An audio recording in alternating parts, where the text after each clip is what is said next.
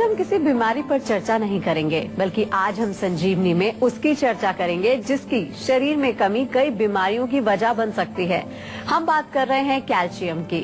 हमारे शरीर के लिए कैल्शियम कितना जरूरी है, हमारे शरीर को कैल्शियम की कितनी क्वांटिटी चाहिए, हेल्थ की उसी उलझन को आज हम सुलझाएंगे। डॉक्टर चौहान से जानेंगे कि किसी भी इंसान के लिए उसके शरीर में कैल्शियम की मौजूदगी कितनी जरूरी है। साथ ही संजीवनी टिप्स में जानेंगे तुलसी के फायदों के बारे में। लेकिन उससे पहले देख लेते हैं आपकी हेल्थ पर कितनी भारी पड़ सकती है कैल्शियम की कमी।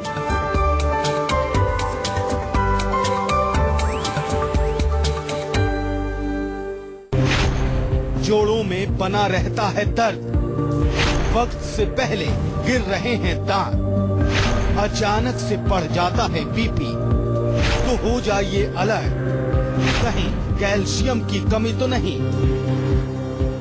तो चलिए सबसे पहले डॉक्टर चौहान से जान लेते हैं कि हमारे शरीर को कैल्शियम की जरूरत क्यों पड़ती है। जी डॉक्टर साहब बताइए। देखिए, कैल्शियम एक खनिज पदार्थ है, एक मिनरल है जो हमारे शरीर में मुख्य रूप से हमारी हड्डियों को, बोन्स को मजबूत करता है, दांतों के लिए बहुत अच्छा है। जो हमारी मांसपेशियां हैं, जितनी मसल्स हैं, आप देखेंगे जब हमें मांसपेशियों से काम करते हैं तो उनमें एक तरह से वो सिकुड़ती हैं, फैलती हैं, रिलैक्सेशन, एक्सटेंशन, ये सब उसमें जो मांसपेशी का जो फंक्शन है उसके लिए अच्छा है। इसके अतिरिक्त जो है ब्लड प्रेशर को रेगुलेट करने में भी कुछ हद तक कैल्शियम का काम होता है। हमारे हृदय की गति को भी ठीक ठाक रखने के लिए कैल्शियम का काम होता है। काफी सारे काम हमारे शरीर में ये करता है, लेकिन मुख्य रूप से आपने देखा होगा कि हड्डियों के साथ इसका ज्यादा कनेक्शन बताया जाता है कि हमारी हड्डियां या जो भी हड्डियों से संबंधित जो हमारे और अंग हैं, दांत हैं, नाखून हैं, इनसे जो है इसका संबंध ज्यादा है। तो चलिए अब डॉक्टर साहब से जान लेते हैं किसी भी हेल्दी पर्सन के लिए कैल्शियम की कितनी मात्रा होनी चाहिए। लैक ऑफ कैल्शियम या फिर एक्सेस ऑफ कैल्शियम, मतलब कि कैल्शियम की कमी या फिर अधिकता होना हमारे हेल्थ पर कितना असर डाल सकता है, और वो कौन सी बीमारियां हैं जिसकी वजह से शरीर में कैल्शियम का ज्यादा होना या फिर कमी हो जाती है। डॉक्टर साहब बताइए। देखिए, जो नॉर्मल क्वांटिटी होनी चाहिए 8.5 से 10.5 मिलीग्राम पर डेसीलीटर ऑफ ब्लड, हम कहते हैं ब्लड के अंदर टेस्टिंग होती है इसकी, तो ये नॉर्मल है। लेकिन अगर नॉर्मल नहीं है, कम है या ज्यादा है, तो उससे अनेक प्रकार के रोग हमारे शरीर में होते हैं। आमतौर पर डेफिशिएंसी की अगर हम बात करें तो जब कैल्शियम की कमी होती है तो हड्डियों में जैसे ऑस्टियोपोरोसिस नामक रोग होता है, या ऑस्टियोपेनिया एक रोग होता है, ऑस्टियोमलेशिया, कई प्रकार के नाम हैं। लेकिन मुख्य रूप से हम ये कहते हैं कि हम हड्डियों को कमजोर, अगर हम कहें कि कैल्शियम की कमी से हड्डियां हमारी कमजोर हो जाती हैं, उसमें फ्रैक्चर के चांसेस रहेंगे, जल्दी टूटने का उसमें डर रहता है, दांत हमारे जो है हिलने लगते हैं, दांत फिरने लगते हैं, नाखूनों की शेप साइज बिगड़ने लगती है, नाखूनों में जो है सूखापन आने लगता है, और इसके अतिरिक्त हड्डियों में टेढ़ापन आ सकता है, हड्डियों में बहुत ज्यादा कमजोरी आ सकती है। तो ये सब इसके कमी के कारण ये बीमारियां होती हैं। और कमी क्यों होती है, इसमें एक तो ये है कि भोजन में कैल्शियम की कमी है, लेकिन कभी कभार ऐसा होता है कि आप कैल्शियम भी ले रहे हैं, दूध भी पी रहे हैं, पनीर भी खा रहे हैं, फिर भी आपको कमी हो रही है। तो फिर क्या है कि उसका एब्जॉर्प्शन नहीं हो रहा है। कभी कभार विटामिन डी अगर कम हो, फास्फोरस कम हो, मैग्नीशियम कम हो, तो उसके कारण एब्जॉर्प्शन पूरा नहीं हो पाता है कैल्शियम का। ये चीजें थोड़ी समझनी चाहिए, क्योंकि मैं कई बार रोगियों से जब मिलता हूँ तो वो बताते हैं जी हम कैल्शियम जो है 5 साल से खा रहे हैं, फिर भी हमारी हड्डियां कमजोर हैं, हम फलानी चीज भी खा रहे हैं, हम कैल्शियम रिच भोजन भी ले रहे हैं, नेचुरल सोर्स से भी ले रहे हैं। केवल लेना ही काफी नहीं है, वो बॉडी के अंदर एब्जॉर्ब होना भी बहुत जरूरी है। इसलिए हमारे यहाँ आयुर्वेद में कहा है कि जो भी आप सेवन करते हैं उसका पचना और पचने के पश्चात वो हमारे धातु में परिवर्तन होना, वो बहुत जरूरी है। केवल इतना नहीं कि आपने खा लिया, आपने पौष्टिक खाना खा लिया, लेकिन ये देखना है कि वो पचा या नहीं पचा, और पचने के पश्चात वो आपके धातुओं में वो बदला कि नहीं बदला, उसका परिवर्तन हुआ कि नहीं हुआ। ये बहुत इंपॉर्टेंट है। नहीं तो बहुत सारे लोग सप्लीमेंट्स खाते रहते हैं, कुछ शरीर में उनको फर्क नहीं पड़ता है। तो इसलिए बार बार हम कहते हैं कि पाचन को जरूर ठीक करना है, अपनी डाइजेस्टिव सिस्टम को आपको मजबूत रखना है, जितना वो लोड ले सके उतना ही चीजें डालना है। ऐसा नहीं कि कहीं से आपने सुन लिया या हमारे शो में भी सुन लिया कि भाई ये चीज बहुत अच्छी है ताकत के लिए और बस उसको पेल करके खाना शुरू कर दिया। नहीं, जितना पचेगा उतना ही खाना है। एक कॉलर हमारे साथ जुड़ गए हैं, अमित है जम्मू से। क्या जानना चाहते हैं आप? नमस्ते सर। जी नमस्कार। एक्चुअली मेरी उम्र 30 साल है और पिछले 2-3 साल से लगातार मेरे को पित्त बनता था, एसिडिटी, पेट में जलन, खट्टी डकारें, कभी अच्छा कभी जी। ज्यादा हो जाता था तो उल्टी आ जाती थी।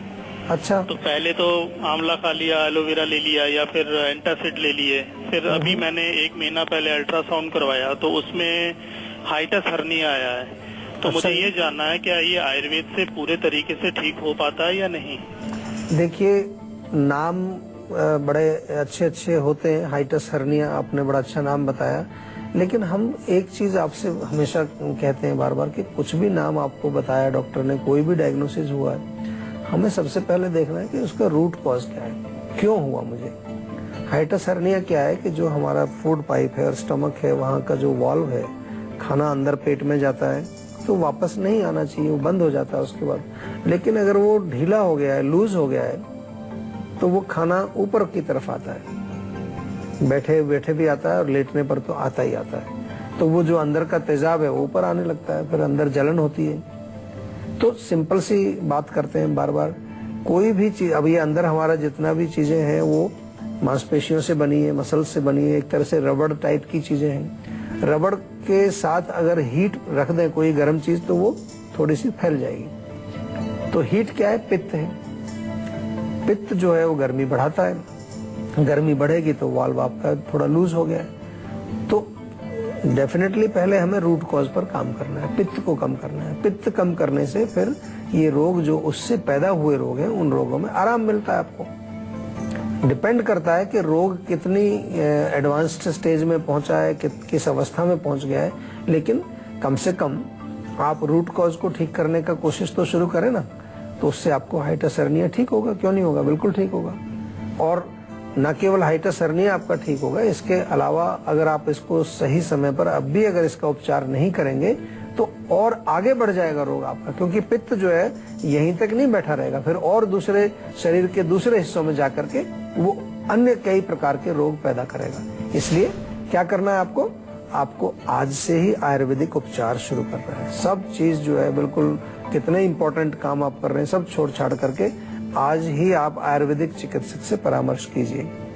अगर जीवा की क्लिनिक आपके शहर में है तो वहां जाके दिखाइए, नहीं तो फोन के माध्यम से हमारे डॉक्टर से पूरे विस्तार से आप बातचीत करिए और अपने रोग का उपचार आज ही शुरू करिए। तो अब डॉक्टर चौहान से जान लेते हैं कि कैल्शियम की कमी अगर किसी व्यक्ति को हो गई है डॉक्टर साहब, तो क्या लक्षण होते हैं कि हमें पता चले कि हमको कैल्शियम की कमी हो गई है? देखिए, लक्षण उसमें मुख्य रूप से जैसे मसल्स में क्रैम्प्स होंगे, आपको जैसे अकड़ाहट हो जाती है ना, क्रैम्प्स आ जाते हैं मसल्स में, ये एक मेन लक्षण है।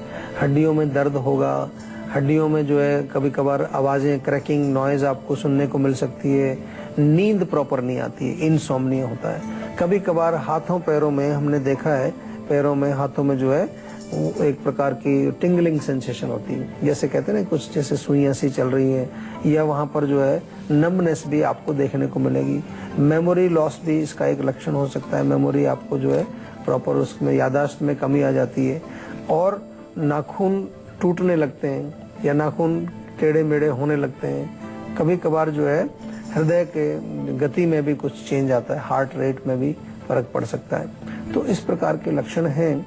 अगर ऐसे लक्षण आपको दिखते हैं तो एक कैल्शियम का टेस्ट जरूर कराइए और चेक कर लीजिए कहीं कैल्शियम की कमी तो नहीं हो रही है आपके अंदर। तो अभी तक तो आपने जाना कि शरीर में कैल्शियम की कमी होने की वजह क्या है और उसके लक्षण क्या हैं। आइए अब जान लेते हैं आज की संजीवनी में डॉक्टर साहब हमें कैल्शियम की कमी को कैसे दूर करने के क्या उपाय बता रहे हैं। देखिए, पहले देखना है कि कहाँ कहाँ आपको मिलेगा कैल्शियम। तो दूध में होता है, पनीर में होता है, दही में होता है। तो दिन में 2-3 बार दूध पी लीजिए, अच्छी क्वालिटी का दूध आप लीजिए और उसको 2-3 बार पी लीजिए। 50 ग्राम पनीर आप रोज खाइए, उसमें थोड़ा सा चाहे तो हल्का सा थोड़ा जीरा पाउडर या थोड़ा धनिया पाउडर या हल्का सा नमक डाल के आप खा सकते हैं, थोड़ा और भी टेस्टी भी लगेगा आपको। इसके अतिरिक्त जो है दही का सेवन भी आप करें। सौंठ, मेथी और अश्वगंधा का पाउडर, तीनों का बराबर बराबर मिला लीजिए आप। सौंठ, मेथी, अश्वगंधा मिला करके ये चूर्ण आप सुबह शाम 1-1 चम्मच खाइए। इसके अतिरिक्त जो अगर हम बताएं आपको, रागी होती है, महाराष्ट्र साइड में मैंने देखा है, वहाँ इसको नाचनी लोग बोलते हैं। इसकी रोटी भी बनाते हैं, इसका दलिया भी बन सकता है, इसके जो पोरेज भी बनती है, तो वो आप सेवन करें, उससे कैल्शियम की जो है शरीर में पूर्ति होती है। तिल होते हैं घर में, तिल को थोड़ा सा रोस्ट कर लीजिए, तिल का सेवन करिए, उससे भी फर्क पड़ता है। इसके अलावा जो है आप सोयाबीन का आटा, गेहूं का आटा और चने का आटा, ये तीनों बराबर बराबर मात्रा में मिला करके इस आटे की आप रोटी खाएं, इससे भी आपको लाभ मिलेगा। और आयुर्वेदिक औषधियां आपको अवश्य लेनी चाहिए।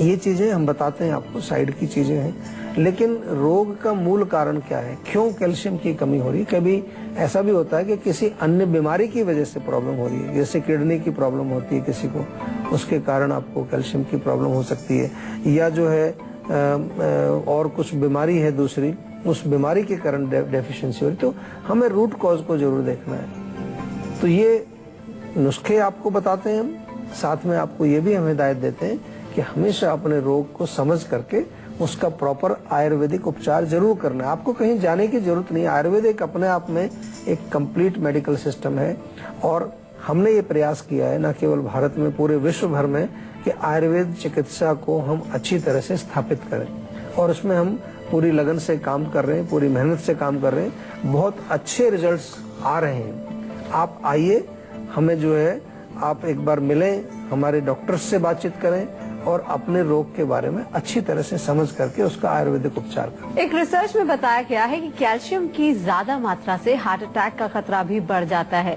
डॉक्टर साहब, ये कितना सही है, और अगर ऐसा होता है तो हमें क्या करना चाहिए? अगर ज्यादा कैल्शियम है तो एक सिंपल सा तरीका होता है कि थोड़ा पानी खूब पिए। एक तो उससे काफी जो, क्योंकि जब पानी पिएंगे तो यूरिन की क्वांटिटी ज्यादा होगी, उससे थोड़ा फ्लश आउट होगा।